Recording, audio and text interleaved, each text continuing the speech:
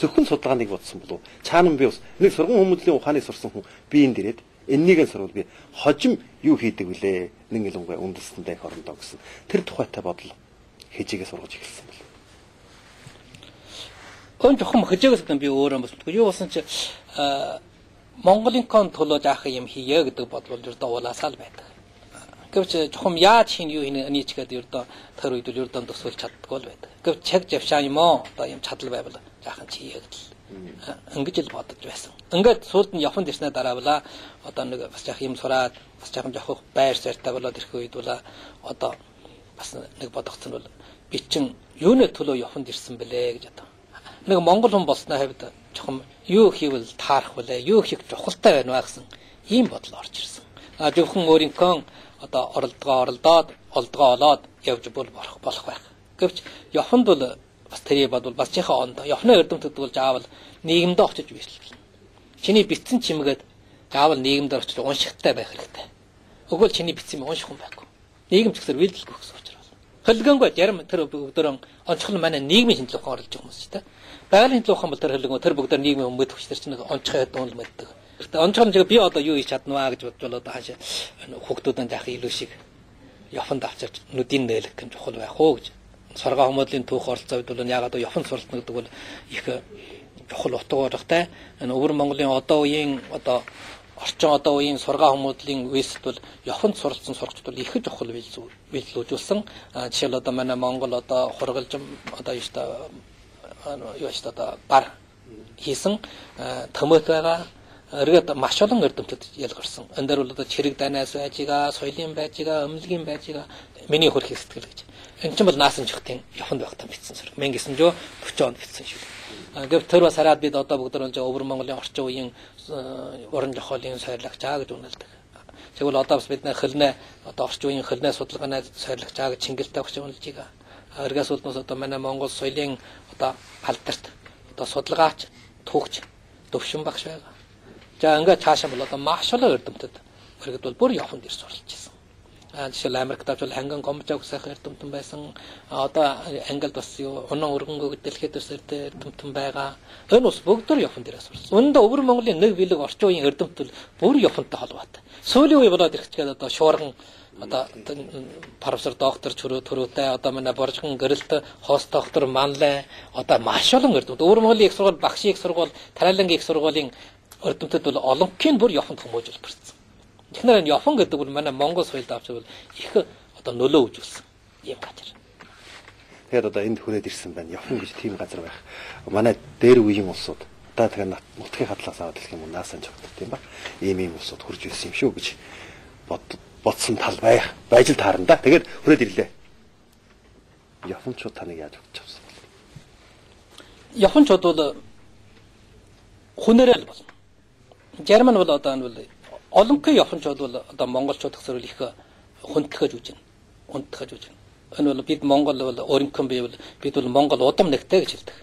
Яг одоо тэр явханчуудын хүүхдэн төрөх үед юунд нуруунд дээр мөнгө байна шүү дээ. Тэрийг бол Монгол мөнгө гэж хэлдэг байхгүй юу. Чигээд бол бид бол Монголтой бол удам нэгтэй гэж хэлдэг. Эргээд нь бол энэ Монгол хүний их биширдэг. Ягаад энэ одоо л явхнаа бол ингэж үддэг. Дэлхийн түүх бол Монголоос эхэлсэн гэж байна. Яагаад өгсөрөл 13 дор зуун Чингис хаан Европ орохоос өмнө бол дэлхий гэсэн юм бэл ердөө байгаагүй бүр орон нутгийн түүх гэж байсан. Жинхэнэ дэлхийн түүх бол Чингис хаан Европт очоод оройос улд нь Европт нөлөө Чингис хаан Европт гэсэн гэдэг одоо Чингис хаан Европт явах юм замыг тавиад Чингисийн одоо хойч үсэд Европ төр ингэж одоо ороод за ингээд одоо Европт нөлөө өгөөд ингээд одоо дэлхийн түүх эхэлсэн.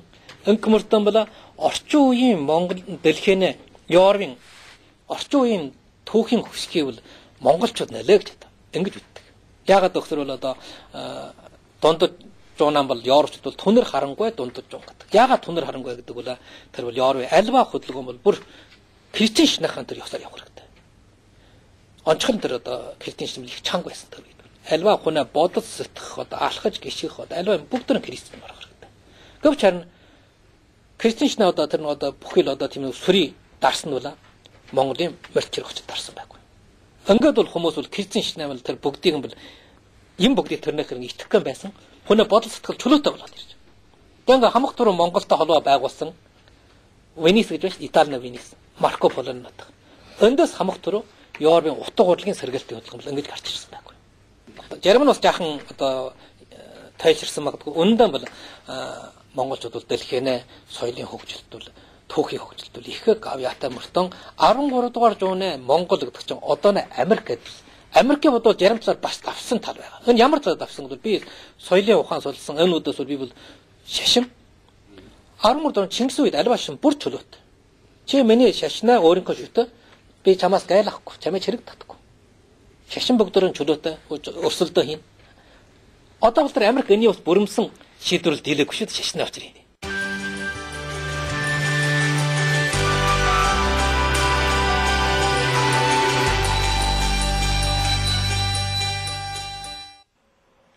Байгаль доктор 1991 онд Японд ирж урд хожид Японы Нагану олон улсын дээд сургууль, Токиогийн гадаад хэлний их сургууль, Токио хотын их сургууль, Дорн дахны их сургууль зэрэг сургууль, Япон хэл, Монгол соёл түүх, бурхан шашны түүх, гүн ухааны мэргэжлээр суралцж 2000 онд бурхан шашны мэргэжлээр докторч хол хамгаалжээ. Байгаль багш Японд ажил суралцахын зэрэгцээгээр Өвөр Монголын монгол залуучуудыг Японд суралцуулах ажлыг гардан хийж, хариг өрний давшингүй соёл боловсон дадгаалыг эзэмшүүлэн, бүх ардын соёлын дэвшнийг дээшлүүлэхэд нэгмөрийн хүчээр өргөж, 1997 оноос одоо болтол 400 шахан монгол хүүхдийг Японд авчирсан суралцуулжээ. Тэгээд одоо та энэ нутагт өөрөө одоо ирж суралцж байсныхаа наастаас бол нэн олон хүн монгол залуучууд маань хойч үеийн маань энд ирж суралцах цогцолтой байна гэж ийм одоо нэг сонголтыг авсан. Энэ нэг танилтын тийм нэг одоо юу шилжилт гарсан гэж хэлэх үү. Тэгэхээр н одоо анхны оюутныгаа та аль онд хэдий хүнийг авчирч ирсэн бол сая бас ярьсан энэ Японд сурч хүлээх чухлаа гэж ингэж үздэг.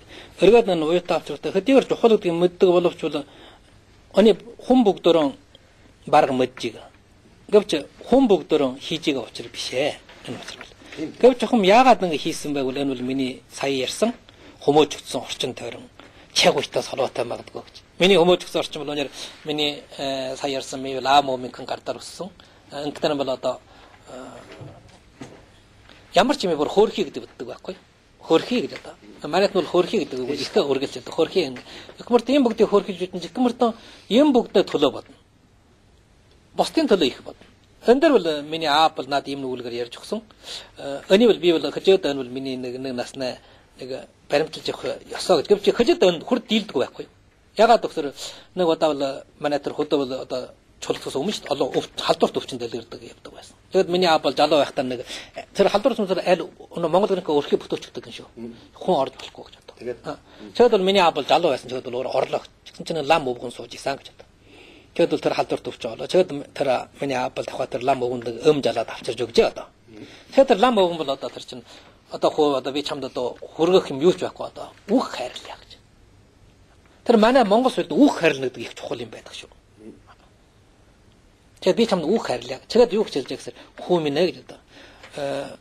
Хүнээ муугийг сайнаар хариулаа гэж одоо.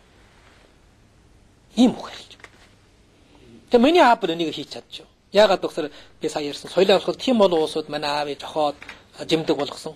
Соёлын аврал басны дараа ингээ Герман одоо байлаад дуулаад муруудлаа гэхэд энэ миний аав бол тэр их яах вэ чайгуу юм чинь гэсэн байх. Их сайхан уужим сэтгэлээр ингээ тавьсан.